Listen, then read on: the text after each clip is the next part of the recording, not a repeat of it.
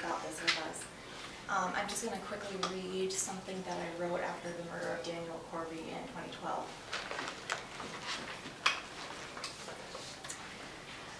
Let me present to you a sequence of events. On March 6, 2012, a 22-year-old autistic man named George Hodges was murdered in Sunnydale, California. His mother, Elizabeth, pulled out a gun, shot him point blank, and then killed herself. In the following days and weeks, journalists wrote about George Hodges' murder, and in their articles they called him low-functioning and high-maintenance. And they called Elizabeth Hodges a devoted and loving mother. They sought out quotes from other parents of autistic children who normalized the crime by saying things like, "Every mother I know who has a child with special needs has a moment just like that." People came to comment on these articles. They said they felt sympathy for the murderer. They called her George's guardian angel. They said no one should judge her unless they had walked in her shoes. People said it wasn't wrong because he was autistic, and autistic children are difficult to raise. They said that it wasn't wrong because she must have been responding to a lack of services. In fact, she had refused services. They said that it wasn't wrong because he was disabled, so his life couldn't have been very good anyway. On March 8th, Robert Latimer went on television to talk about how loving and compassionate it was when he murdered his disabled daughter, Tracy.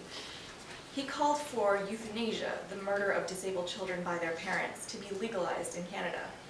A woman who appeared with him agreed. She had 2 disabled children who she would like to kill, but she can't because it's against the law. No opposing viewpoints were presented. On March 17th, Autism Society released a statement about the tragic story of Elizabeth Hodges, which they said shows that high stress on parents is very common in the autistic community. The statement, which was signed by Autism Society presidents, blamed her actions on lack of services. They also noted that the divorce rate among parents with a child with autism is as high as 70% due to the pressure, a myth which has been debunked. They never even mentioned George's name. On March 31st, 2012, Patricia Corby drowned her autistic son Daniel in the bathtub in San Diego, California. He was 4 years old. We need to start looking at these murders as copycat crimes, which are encouraged when murders of disabled people receive positive press coverage. Just as Katie McCarran's murder followed Autism Every Day, Daniel Corby's murder followed George Hodges' murder and subsequent media coverage which excused, explained away, or even promoted the murder of disabled people by our parents.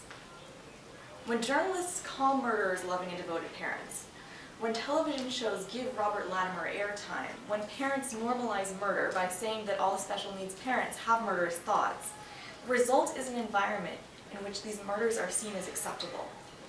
Media coverage like this sends a message that homicide is a normal, understandable response to the discomfort that one might experience while parenting a disabled child. And we can't pretend that other parents of disabled kids aren't hearing that message.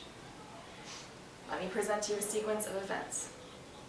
If you wrote an article about George Hodges' murder, or if you gave a quote for one, or if you covered it on television, or if you blogged about it, or if you commented on it, and if you said that no one should judge the murder as wrong, if you said that the murderer was driven to murder by George's autism or by lack of services, if you called the murderer understandable, if you called the murder a mercy killing, if you said all parents of special needs children have felt the urge to murder their child, please take a moment to wonder if Patricia Corby heard you.